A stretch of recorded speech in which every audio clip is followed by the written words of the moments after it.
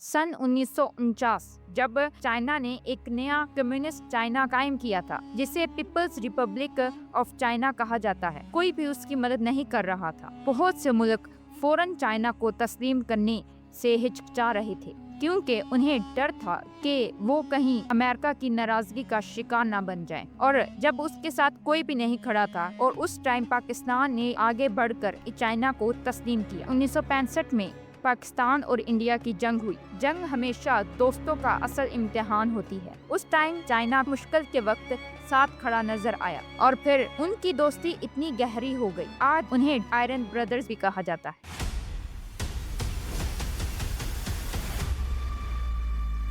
जनवरी सन 1950 दुनिया दो हिस्सों में तकसीम हो चुकी थी। एक तरफ अमेरिका और उसके साथी, दूसरी तरफ सोवियत यूनियन और उसका नया कम्युनिस्ट अलायंस चाइना। सन 1949 में माओ जेडोंग ने नया कम्युनिस्ट चाइना कायम किया, जिसे पीपल्स रिपब्लिक ऑफ चाइना कहा गया, लेकिन ज्यादातर दुनिया उसे तस्लीम करने से हिचकिचा रही थी, क्योंकि उस वक्त कोल्ड वॉर शुरू हो चुकी थी। अमेरिका और उसके साथी कम्युनिज्म के सख्त खिलाफ थे, इसीलिए बहुत से मुल्क फौरन चाइना को तस्लीम करने से हिचकिचा रहे थे, क्योंकि उन्हें डर था कि वो कहीं अमेरिका की नाराजगी का शिकार न बन जाए। इसी दौरान पाकिस्तान ने एक ऐसा फैसला किया जिसने आने वाले 75 सालों की तारीख बदल डाली। पाकिस्तान उन पहले मुल्कों में शामिल था जिन्होंने पीपल्स रिपब्लिक ऑफ चाइना को तस्लीम किया। उस वक्त शायद किसी ने भी नहीं सोचा था कि ये एक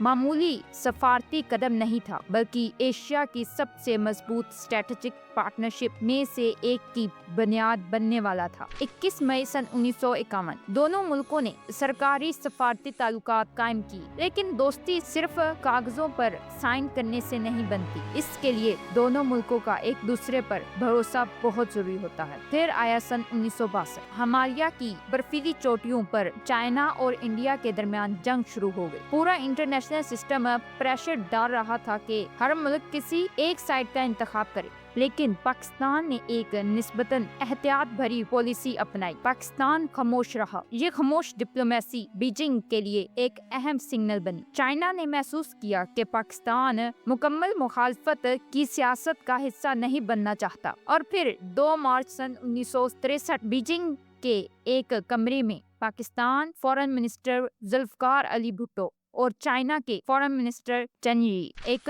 एग्रीमेंट पर दस्तखत करते हैं। ये सिनो पाकिस्तान बाउंड्री एग्रीमेंट था। जाहिर में ये सिर्फ सरहद का एक मुआहदा था, लेकिन हकीकत में ये दोनों मुल्कों के दरमियान भरोसे की पहली मजबूत बुनियाद थी। इसी दिन से पाकिस्तान और चाइना के ताल्लुकात सिर्फ सफारतकारी तक महदूद नहीं रहे, उन्होंने एक दूसरे को लॉन्ग टर्म स्ट्रेटेजिक पार्टनर के नजर से देखना शुरू कर दिया। फिर आया सन 1965। पाकिस्तान और इंडिया की जंग हुई। जंग हमेशा दोस्तों का असल इम्तिहान होती है। इसी दौरान चाइना मुश्किल के वक्त साथ खड़ा नजर आया। इस स्पोर्ट ने पाकिस्तान में चाइना के तस्वर को और ज्यादा मजबूत बनाया, और चाइना सिर्फ एक हमसाया मुल्क नहीं था, बल्कि एक ऐसा पार्टनर था जो मुश्किल के वक्त साथ खड़ा नजर आया। सोचिए, दुनिया की बुलंद तरीन पहाड़ी सिलसिले के दरमियान एक रोड बनाना, जहां सर्दियों में टेम्परेचर माइनस में चला जाता है, जहां लैंडस्लाइडिंग्स और ग्लेशियर्स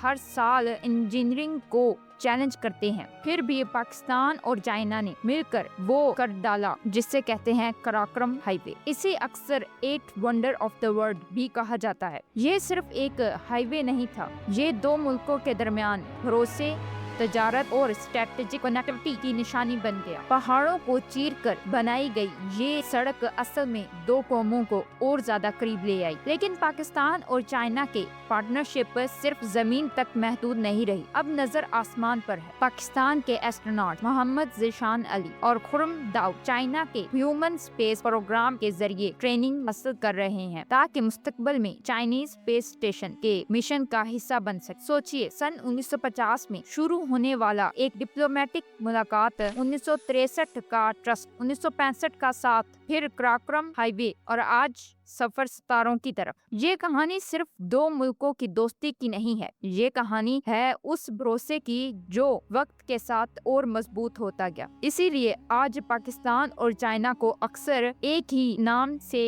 یاد کیا جاتا ہے، آئرن برادرز۔ یہ ویڈیو آپ کو کیسی لگی کمنٹ میں ضرور بتانا۔ تب تک کے لیے اللہ حافظ۔